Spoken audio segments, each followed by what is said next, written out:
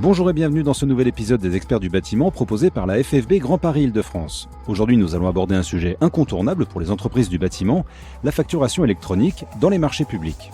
Nos experts sur le sujet sont Rousland Louis et Johan Dregnaud, tous deux juristes consultants en droit des marchés à la Fédération française du bâtiment Grand Paris Île-de-France. Rousland, Johan, bonjour et merci d'être avec nous. Bonjour Hervé. Bonjour Hervé, merci pour l'invitation. Alors, pour commencer, Rousland, qu'est-ce qui distingue une facture électronique d'une facture classique ? Une facture électronique est une facture créée, envoyée, reçue et conservée au format numérique. Une facture créée sous forme électronique qui est envoyée et reçue sur format papier ne constitue pas une facture électronique. De même, une facture initialement conçue sur support papier puis numérisée, envoyée et reçue par courrier électronique ne constitue pas une facture électronique, mais une simple facture papier numérisée. L'intégralité du processus de facturation doit être dématérialisée, d'où la différence avec une facture classique. Dans le cadre des marchés publics, l'usage de la facture électronique est obligatoire. Cette obligation s'est imposée progressivement pour tous les types d'entreprises depuis 2017. Ici, l'objectif est simple. Il s'agit de sécuriser, tracer et moderniser le traitement des factures dans les marchés publics, notamment dans le secteur de la construction où les flux financiers sont souvent complexes. Afin de permettre aux entreprises de répondre à cette obligation, l'Agence pour l'informatique financière de l'État a bâti la plateforme Chorus Pro. Rousland, pouvez-vous nous dire en quoi consiste Chorus Pro ? Chorus Pro est une plateforme de référence pour la facturation électronique du secteur public. Tous les acteurs doivent l'utiliser, c'est-à-dire le titulaire, co-traitant, sous-traitant admis au paiement direct, le maître d'œuvre et le maître d'ouvrage et ou son service financier. Comment une entreprise du bâtiment crée-t-elle son compte sur Chorus Pro ? C'est assez simple. Elle doit d'abord créer un compte personnel sur le portail via l'adresse chorus-pro.gouv.fr en sélectionnant l'onglet « Créer votre compte ». Ensuite, l'entreprise saisit les informations demandées et reçoit un courriel de validation qui active le compte. Une fois l'activation faite, elle doit créer ou rattacher ce compte à une structure. Une structure dans Chorus Pro correspond à une entité juridique, entreprise, association ou autre, identifiée de manière unique par son numéro SIRET. Chorus Pro étant relié à la base Sirène de l'INSEE, ce dispositif rend toute fraude impossible. Une fois ce rattachement effectué, l'entreprise peut enfin utiliser les fonctionnalités du portail. Alors Johan, quelles sont les fonctionnalités les plus importantes de Chorus Pro pour les entreprises ?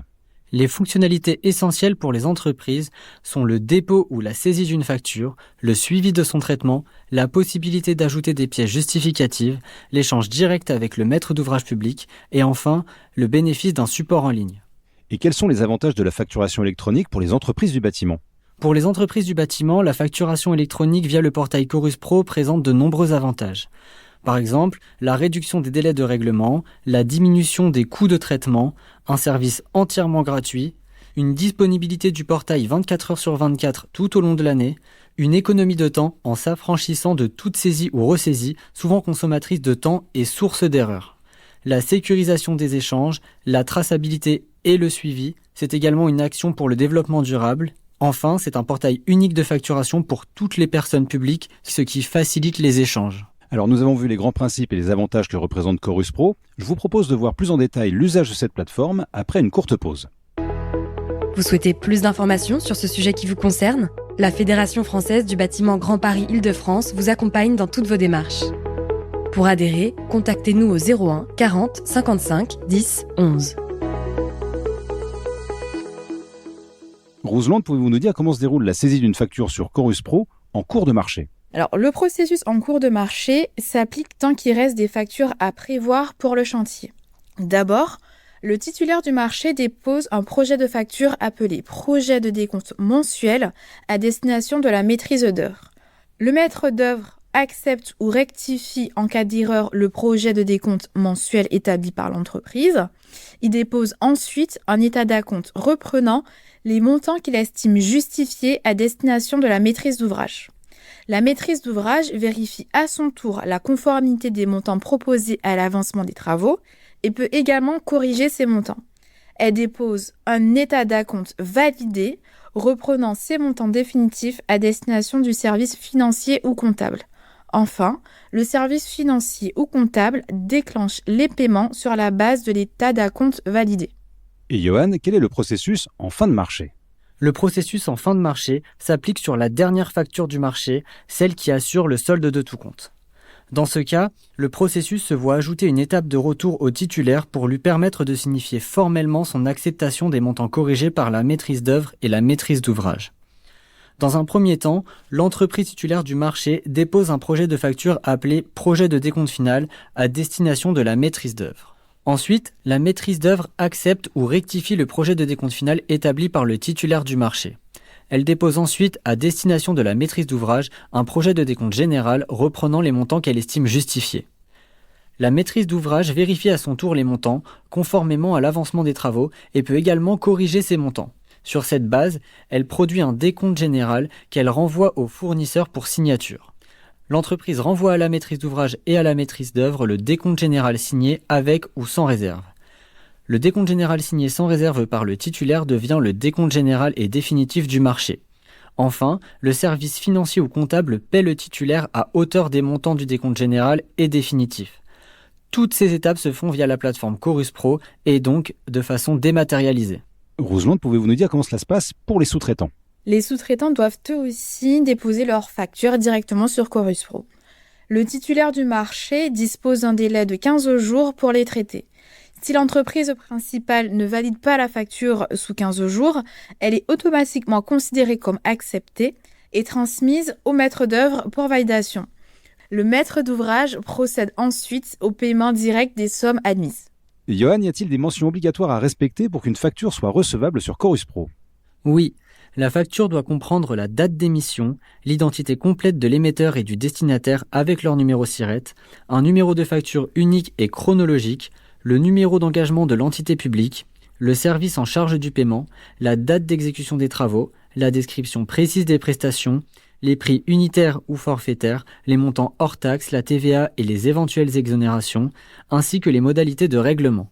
Roselande, que pouvez-vous nous dire au sujet des délais de validation et de paiement d'une facture électronique ?